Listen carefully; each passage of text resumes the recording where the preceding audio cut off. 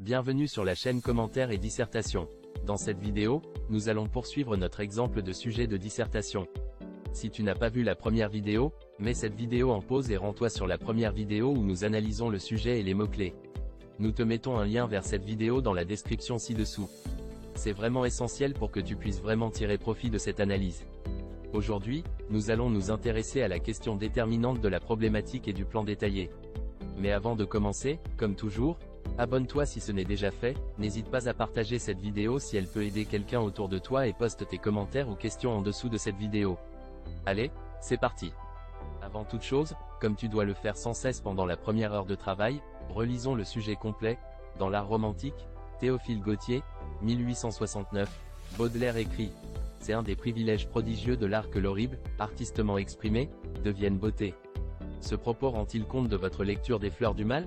Vous répondrez à cette question dans un développement organisé en vous appuyant sur les Fleurs du Mal, sur les textes que vous avez étudiés dans le cadre du parcours associé, et sur votre culture personnelle. D'abord, il faut essayer de bien utiliser les informations portées par le sujet. D'abord, le parcours dans lequel s'inscrit la réflexion, ici en bleu. Il questionne sur le pouvoir de la poésie qui, à l'image de l'alchimiste, pourrait transformer la boue en or, la laideur en beauté, etc. Nous l'avons vu dans la première vidéo, le sujet repose a priori sur une antithèse entre « horrible » et « beauté ».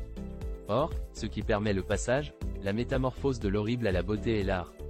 Ainsi, comme nous pouvons le constater, ce qui fait problème ici est la possible transformation du laid en beau grâce à l'écriture poétique baudelairienne. Ainsi, la problématique simplement exprimée pourrait être quelque chose comme « Peut-on seulement définir la poésie baudelairienne comme la transformation de la laideur en beauté ?»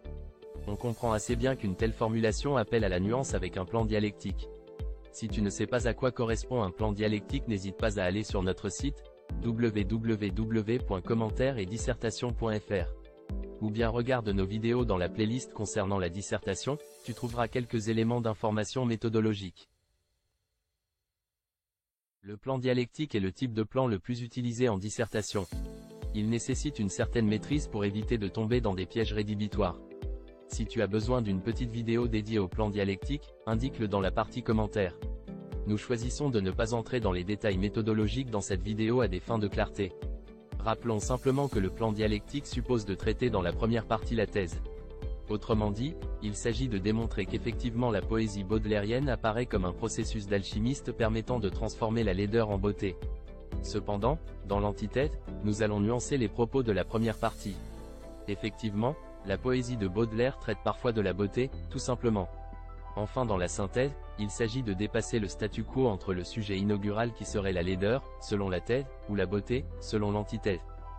Tu l'auras compris, la troisième partie sera donc celle qui te demandera le plus de réflexion et de finesse dans l'argumentation. Ici, il s'agit de montrer que l'on ne peut réduire l'écriture poétique baudelairienne à une transformation de la laideur en beauté. Nous pourrions alors aborder la singularité de Baudelaire dans une partie qui porterait sur la modernité de sa poésie. Nous espérons que cette deuxième vidéo a pu être utile pour comprendre comment réfléchir pour élaborer le plan. Dans la prochaine vidéo, nous étudierons plus précisément la recherche des idées. Autrement dit, nous nous focaliserons sur l'argumentation dans la dissertation, à savoir, les idées, les arguments et les exemples. Nous répondrons aussi aux questions posées sur le nombre d'arguments nécessaires notamment. Si cette vidéo t'a aidé, merci de mettre un commentaire ou un pouce vers le haut, ça nous encourage. Nous te laissons avec une nouvelle vidéo.